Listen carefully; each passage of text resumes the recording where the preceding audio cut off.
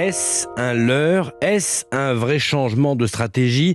En tout cas, il n'y a pas de message officiel du Kremlin, mais l'armée russe annonce qu'elle allait désormais concentrer son offensive sur le Donbass.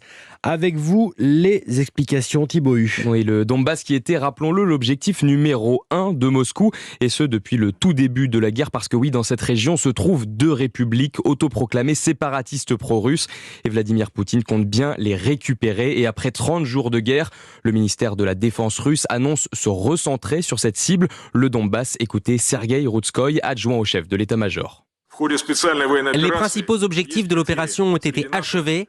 Les capacités de combat des forces ukrainiennes ont été réduites de manière importante, ce qui permet de concentrer le gros de nos efforts sur notre objectif principal, la libération du Donbass. Voilà, une déclaration très claire, mais qu'est-ce qu'elle signifie? Ce qui est sûr, c'est que les troupes russes rencontrent une forte résistance ukrainienne.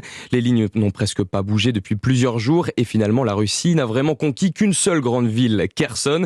Et cela pourrait expliquer pourquoi Moscou souhaitait bien se recentrer sur le Donbass. Mais attention, rien ne permet d'affirmer que l'armée va se retirer des autres fronts, à Kiev, à Mykolaïev ou à Mariupol dans le sud, où les tirs et les bombardements sont toujours très intenses. Thibaut Hu, alors allons tout de suite à Kiev où se trouve notre envoyé spécial Nicolas Tonev. Bonjour Nicolas. Bonjour Thierry, bonjour à toutes et à tous. Nicolas, visiblement, dans la capitale ukrainienne, on se méfie, on ne fait pas grand cas finalement de ces propos, hein.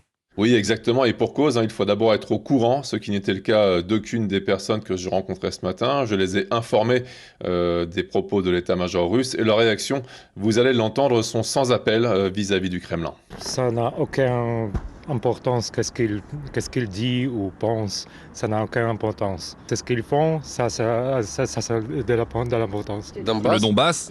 Et que fabrique-t-il à Irpin? Que fabrique-t-il à Boucha?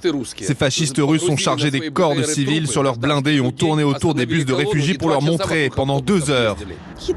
Ils rusent et cherchent à gagner du temps.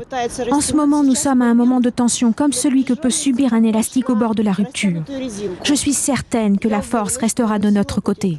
Et quant à la situation militaire autour de la capitale, eh bien, les informations que l'on a ce matin seraient que les troupes russes seraient en difficulté et se prépareraient même des positions défensives sur le front nord et nord-ouest de Kiev. Merci Nicolas Tonev, envoyé spécial d'Europe 1 à Kiev. Kiev d'ailleurs où un couvre-feu est à nouveau imposé dès ce soir et jusqu'à lundi matin.